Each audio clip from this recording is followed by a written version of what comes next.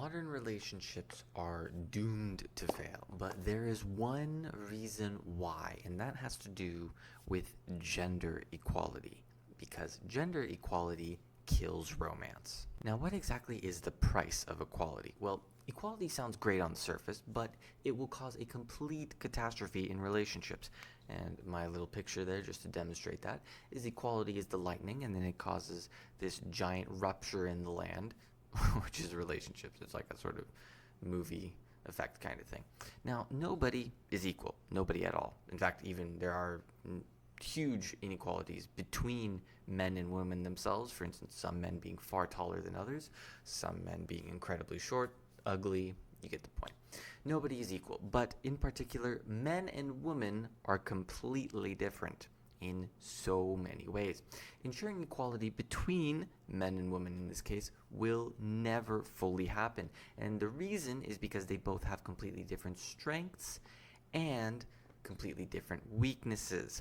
Now, when we assume men and women are equal, during relationships especially, we make each person have equal opportunity, specifically in the job market. In fact, it's not even becoming equal opportunity anymore, it's actually becoming equal outcome, which is extremely dangerous, rather than playing to the strength of their specific sex. So, for instance, women are much more designed for nurturing and taking care of children or even social situations, whereas men are not as acclimated to that. It doesn't mean they can't do that, but they are much better at, for instance, solving a problem, especially when it comes to logical problems like engineering, that kind of thing. Now, this leads to, in this case, the equality will lead to much more than just relationship failure. It actually leads to demographic implosion, high divorce rates, which basically means relationship failure, and a divide between the sexes. Again, another relationship failure part.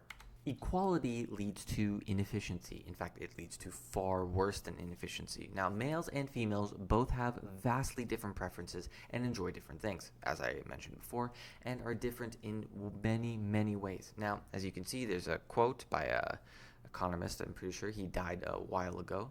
I think 2007 or something.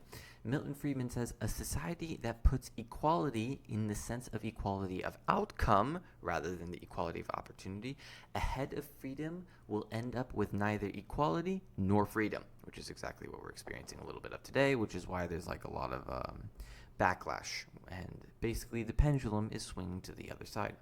Now, females, as we might already know from personal experience, are naturally much better at dealing with most social situations. More specifically, they're better at becoming acclimated to that social situation, and this is especially true when it comes to nurturing newborns, since basically they've been doing this at the dawn of time, ever since humans started, more in line with subjective reality, meaning they live in a more subjective reality because they live in the moment and with their emotions. However, this is not quite the case for males, because males naturally are better at doing logical work and solving problems. This could be things like building tools or solving real life problems like, hey, I need to set up a home, so I'm going to build a home. This is more in line with objective reality, or literal physical reality.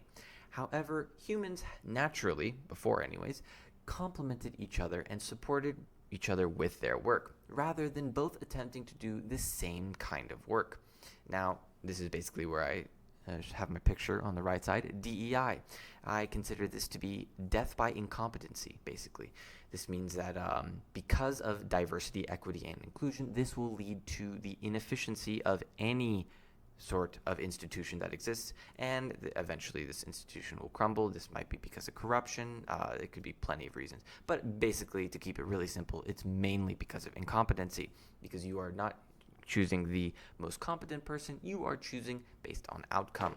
However, today, males and females compete to do the exact same job rather than playing to their strengths or weaknesses, and this comes with huge problems, which I will explain in a bit. Equality, however, does do a great job at boosting the economy, for instance, and short-term boosting the economy. But by short-term, I mean about 100 years or so, maybe even less than that. However, this is not quite the case in the long term. In fact, it is terrible for the economy long term. And this has not to do with the fact that you are putting women into the workforce specifically because they are maybe less efficient at certain jobs. However, this actually has to do with the fact that you are doing one really big thing indirectly without even realizing it. That is called demographic implosion. Now, how exactly would equality kill romance and relationships? Well, men and women, once again, as I stated before, are designed much differently, especially on a biological level, and this means their ways of thinking as well are much different. Equality in relationships leads to power struggles over decisions, and the problem is neither party wins, and both parties lose. This is why we see a astronomically large divorce rate, and it's really, really bad. The real problem, though, is that inequality leads to a relationship that has two DOMs. Now, if you look at relationships from a sub-DOM perspective, then you would see why this is a really big issue, because the sub-DOM relationship style would actually explain everything as to why relationships are completely failing right now and they're never working out, and divorce rates are on the rise, like a giant rise, and men and women actually swapping, and men becoming feminine and women becoming masculine. It's a crazy thing. The problem is two DOMs will always struggle for who has power over who. In this case, who is making the decision. And this is a really big deal, because if you're making the decision, you're making basically the choice of what you desire. And this is exactly what leads to arguments, because both people will desire basically the same thing. They will desire an intention, and they won't be able to complete it, because this is basically like puzzle pieces, or in this case, enzyme kinetics. If you've taken biology, then you would understand what I mean.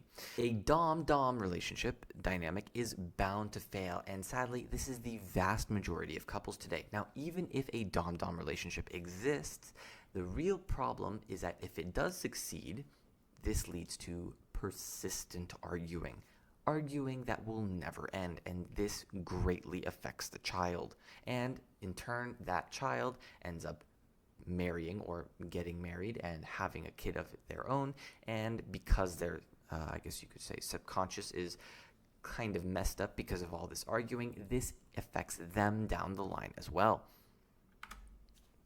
Now, relationships, like I've mentioned before, I believe to be more like puzzle pieces, or you could view this in terms of enzyme kinetics, and I have two pictures on the right to show you what I'm talking about. Now, equality turns people into the same puzzle piece, rather than having people be a different kind of puzzle piece. A Dom-Dom relationship will look like two of the same puzzle piece. Do those connect together? No. Now, the reason is because their wants and desires are the same, but they don't match. That's the big difference. Because of this, they don't fit together. Now, an example, just to give you a really quick example, is two DOMs may be in a relationship. One wants to make a business and the other wants to go to college. The real question, though, in this relationship is who is going to finance the business or the relationship, while the other focuses on the business or the relationship. The two different desires exist. They both desire a specific thing. However, because they both desire a specific thing, you can view this as that edge on the top right, for instance, that extruding piece of the DOM. This is the opposite, however, for the sub, because the sub naturally has this indent. A sub-DOM relationship style, though, looks completely different, which is exactly what we're coming to. This looks like two different puzzle pieces. Their wants and their desires, in this case, are completely different, because the sub has the grooves on the inside, whereas the DOM has the grooves or extrusions on the outside. Even though their wants and desires are different, they match each other. That's the big difference. Now, an example is a sub and a DOM are in a relationship, and a sub desires what the DOM desires, which is why it has that in-groove, while the DOM desires making a business. The puzzle pieces themselves are built completely differently, however, they do match. Now, the real question is, how can this be fixed? Now, the easiest answer, to keep it simple, is either become fully masculine or become fully feminine. Either be a masculine man with a feminine woman, or a feminine man with a masculine woman.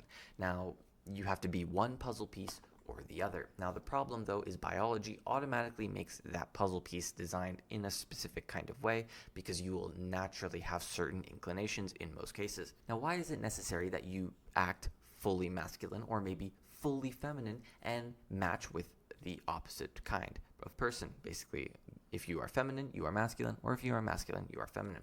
Well, the reason is because if you have some feminine traits as a man and you are with a feminine woman, or even maybe a half feminine woman, this will lead to the failure of the relationship or an ungodly amount of arguing. And once again, this is because of the grooves of the puzzle piece. The puzzle piece's grooves don't match together. Now, the exact same thing applies to having masculine traits basically as a woman. So having some masculine traits as a woman with a masculine or even half masculine man will lead to the failure of the relationship, or once again, an ungodly amount of arguing, which is not healthy, especially for the kid when that kid is made, because usually that's the end goal of the relationship.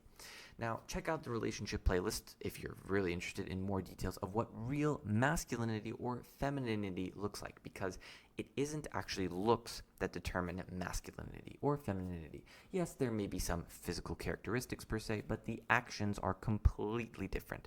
And they are essential because without the correct actions, you don't even actually have that attractive persona, which is incredibly important if you are looking for a masculine or a feminine. It's really, really important. And just to say real quick before this video ends, 99% of men are feminine in the West, and 95% of women, maybe even more, are masculine. So there's a really good chance you can improve yourself, because if you are in that category where there's a very, very high likelihood that you are, there's a really good chance that your relationships always have some form of arguing, and any form of arguing in a relationship is not good.